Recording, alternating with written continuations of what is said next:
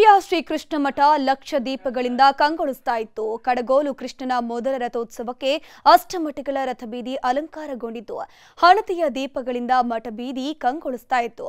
ಮಠಾಧೀಶರ ಉಪಸ್ಥಿತಿಯಲ್ಲಿ ವೈಭವದ ನಡುವೆ ಕೃಷ್ಣನ ಮೆರವಣಿಗೆ ನಡೆಸಲಾಯಿತು. ರಥಬೀದಿಯಲ್ಲಿ ಲಕ್ಷ ದೀಪೋತ್ಸವ ಕಣ್ತುಂಬಿಕೊಂಡ ಭಕ್ತರು ಸಂತಸ ವ್ಯಕ್ತಪಡಿಸಿದರು.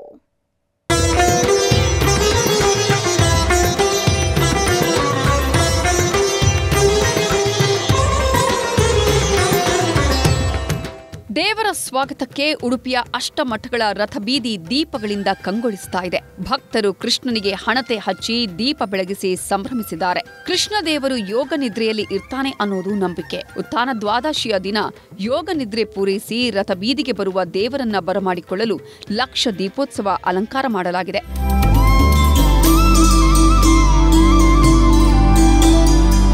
ಇಳಿ ಹೊತ್ತಿನಲ್ಲಿ ಭಕ್ತರೆಲ್ಲರೂ ರಥಬೀದಿಯಲ್ಲಿ ಸೇರಿ ಸಾವಿರಾರು ದೀಪ ಬೆಳಗಿದ್ದಾರೆ. ಮಧ್ವ ಸರೋವರದಲ್ಲಿ ಕ್ಷೀರಾಬ್ಧಿ ಪೂಜೆ ಮಾಡಲಾಗಿದೆ. ಆ ಬಳಿಕ ಮಠದಿಂದ ಹೊರಬರುವ ಕೃಷ್ಣ ದೇವರ ಉತ್ಸವ ಮೂರ್ತಿಯನ್ನ ಮಧ್ವ ಸರೋವರಕ್ಕೆ ಕೊಂಡೊಯ್ದು ಸಾಲು ಸಾಲು ದೀಪಗಳ ನಡುವೆ ಕೃಷ್ಣ ದೇವರ ಮೆರವಣಿಗೆ ಮಾಡಲಾಗಿದೆ. ರಥದ ಮುಂಭಾಗದಲ್ಲಿ ಚಂಡಿಗಳ ನಾದ ವೈಭವ ಮೇಳೈಸಿತ್ತು.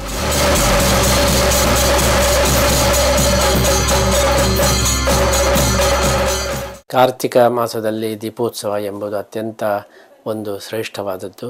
ಭಗವಂತನಿಗೆ ದೀಪಾರಾಧನೆಯ ಮುಖಾಂತರ ನಮ್ಮ ಭಕ್ತಿಯನ್ನು ಸಲ್ಲಿಸುವುದು ಅದು ಪ್ರಾಚೀನ ಶಾಸ್ತ್ರಗಳು ನಮಗೆ ತಿಳಿಸಿದಂತಹ ಒಂದು ಉತ್ತಮವಾದಂಥ ಮಾರ್ಗವಾಗಿದೆ.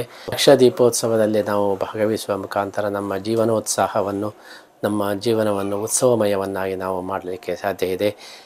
ಭಗವಂತನಿಗೆ ಕಾರ್ತಿಕ ಮಾಸದಲ್ಲಿ ದೀಪವನ್ನು ಹಚ್ಚಿದರೆ ನಮ್ಮ ಜೀವನವೂ ಕೂಡ ಬೆಳಗಲಿಕ್ಕೆ ಸಾಧ್ಯ ಇದೆ. ಇಂತಹ ಒಂದು ವಿಶಿಷ್ಟವಾದಂತಹ ಶ್ರೇಷ್ಠವಾದಂತಹ ಲಕ್ಷ ದೀಪೋತ್ಸವದಲ್ಲಿ ನಾವೆಲ್ಲರೂ ಕೂಡ ಶ್ರೀಕೃಷ್ಣನ ವಿಶೇಷ ಅನುಗ್ರಹವನ್ನು ಪಡೆಯುವಂತಾಗಲಿ ಅಂತ ಹೇಳಿ ಹಾರೈಸ್ತಾ ಇದ್ದೀವಿ. ಈ ಬಾರಿಯ ಲಕ್ಷ ದೀಪೋತ್ಸವದಲ್ಲಿ ಪರ್ಯಾಯ ಪುತ್ತಿಗೆ ಶ್ರೀಗಳ ಸಹಿತ ಹಲವು ಮಠಗಳ ಯತಿಗಳು ಭಾಗವಹಿಸಿದ್ರು. ನೂರಾರು ಭಕ್ತರು ಸೇರಿ 2 ರಥಗಳನ್ನ ಎಳೆದ್ರು.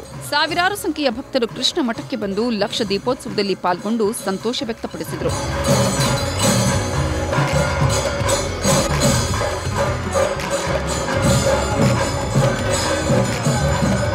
ಒಟ್ಟಾರೆ ಲಕ್ಷ ದೀಪೋತ್ಸವದ ಮೂಲಕ ಆರಂಭವಾಗುವ ಕೃಷ್ಣ ದೇವರ ರಥೋತ್ಸವ ಮುಂದಿನ ಮಳೆಗಾಲದವರೆಗೂ ನಡೆಯುತ್ತೆ. ಅಷ್ಟಮಠಗಳ ರಥ ಬೀದಿಯಲ್ಲಿ ಸೇವಾ ರೂಪದಲ್ಲಿ ನಡೆಯುವ ಉತ್ಸವದಿಂದ ದಿನವೂ ಹಬ್ಬದ ವಾತಾವರಣವೇ ಸೃಷ್ಟಿಯಾಗುತ್ತದೆ.